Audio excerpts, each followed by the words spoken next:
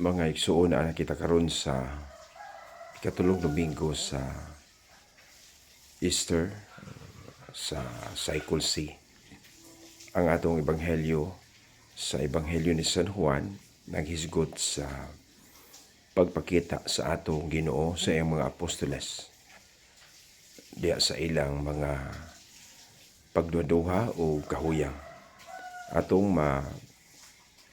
basa sa ebanghelyo nga ang mga tinun-an nibalik sa ilang pagpangisda. Tingali sa ilang kalibog o pagduduha sa dakong hitabo sa kinabuhi sa Ginoo. Dili pa kaayo nila masabtan ang kahulugan sa pagkabanhaw sa atong Ginoo. O niyadtong gabi una, matud pa wala sila'y kuha tibuok gabi gyud. Ug nagpakita ang Ginoo sa pagkabuntag og misugo nga ilang itaktak ang ilang pukot ug ila kining gituman ug nakakuha sila daghang isda.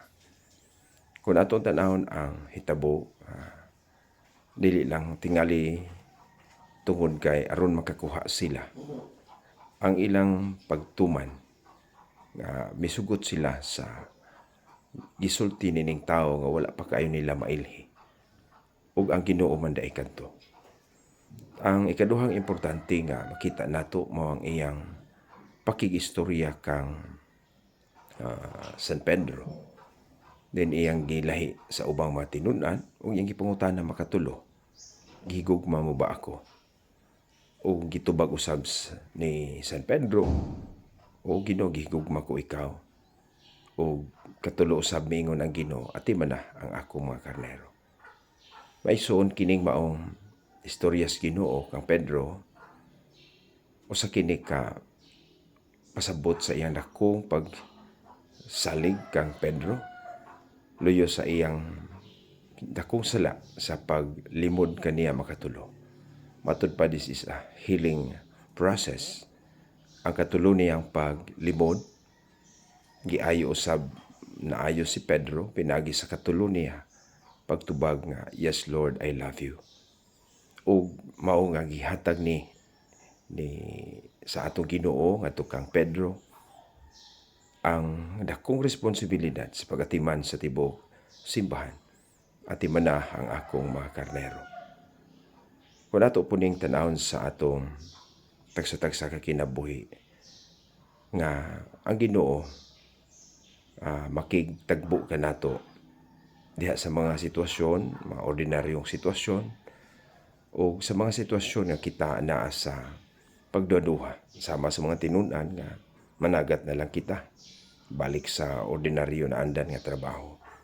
Pakikita nato ang Ginoo nga ato lang kamauta maminaw sa iyang presensya. Ikaduha nga sa kinabuhi ni San Pedro, pakaingon kita nga ug unsa may atong mga kapagkiyasan sa miaging mga panahon sa atong kinabuhi, dili tabon o dili mahimo nga mao'y hinungdan nga dili na ta saligan sa Ginoo ug dili ta makapangalagad balik kaniya. O ikatulo nga ang pagpangalagad gyud nato dili mahimong malampuson, mabungahon o wala kining gugma. Gisiguro sa Ginoo ang pagpangutana niya, Simon, do you love me? Kining pangutanaha mausab kini ang angay tingali natong tubagon. Mangalagad man ta sa Ginoo, pero ang pangutana sa Ginoo, gihigugma mo ba ako? Kay kung dili ta makahigugma o dili ta mahigugma sa Ginoo, imposible kaayo nga makaalagad ta niya sa matinud-anon kayod nga pagpangalagad.